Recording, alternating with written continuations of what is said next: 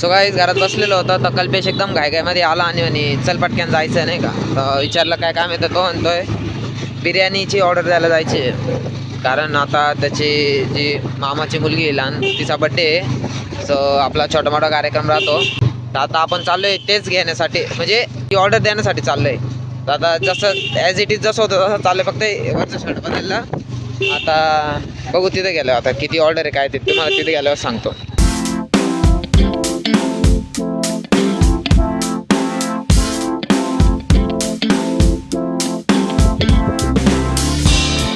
पण गाईज आपल्या रेग्युलर एरियामध्ये फिरणं आणि अचानक गंगापूर रोडला आलं ना, एकदम वेगळंच फील येतो नाही का. असं एकदम वेगवेगळं वाटतं आपले ते छोटे छोटे घरं वगैरे काय बिल्डिंग, आणि इथं आलं तर असं लक्झरी कार्स किंवा बिल्डिंग नाही का मोठमोठे, असं बघायला खूप मस्त वाटतं. आणि मला खूप आवड आहे नाही का असं मोठ्या बिल्डिंगमध्ये राहणं.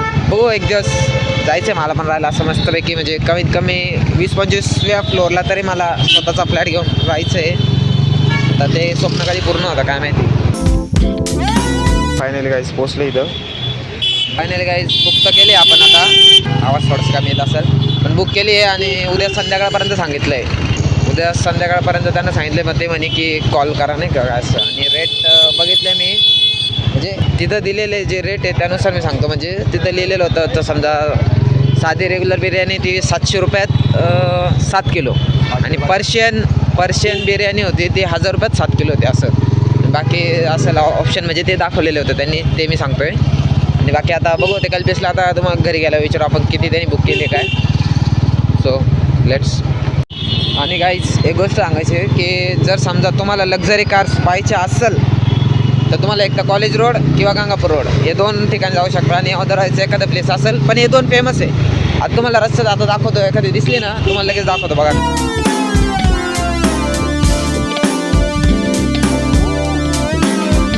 आपण करतो एका घरामध्ये चोरी. काय मी नाही करते बा का, कल्पेश करतोय चोरी. सो सांगायचं असं म्हणजे की सायदारात ते गेले गावाला नाही लग्नाला, आणि आमच्या घरचं ना दूध संपलेलं आहे. मग आता दूध संपलंय तर मग भाऊला लागतंय, तर मग यांच्या फ्रीजमधनं घेऊ. तर मग आता त्यांचे फ्रीज आहे काही दूध तापवलेलं नाही वाटतं त्यांनी, पण थोडं आहे का इथं. अरे याच्यात ना, ह्याच्यात थोडं दूध आहे, एक कपात घेऊन टाकते.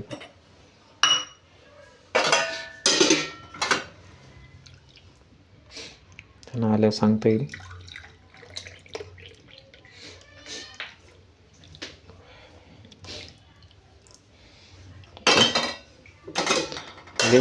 आणि काही तुम्हाला सांगितल्याप्रमाणे आपली बिर्याणी तर बुक झाली. कल्पेशकडे